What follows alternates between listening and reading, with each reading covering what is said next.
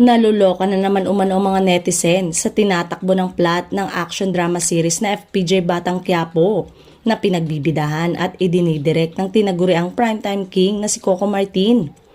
Sa latest na mga pangyayari kasi ay tila nasisiraan na ng baitang karakter ni Mercedes Cabral na si Lena matapos siyang palayasin ni Rigor. Dahil dito ay tila ninanais ni Lena na maghiganti kay Cherry Pie Picache kaya isa-isa niyang sinasakta ng mga taong malalapit sa kanya gaya ni Nanoy, Luveloso, Roda, Direk Joel Lamangan at tinding na si Charo Santos.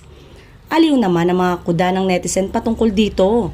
Cabral is the best horror character. Pwede siya sa Wildflower. Suspense thriller horror na yata ito. Say pa ng isa, anong klaseng storya ginagawa mo, Coco? Ginawang horror.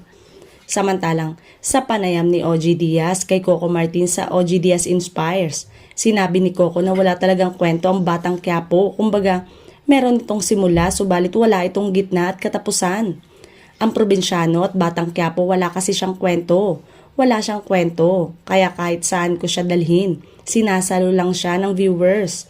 Meron akong umpisa pero wala akong gitna at dulo, paliwanag pa ni Coco.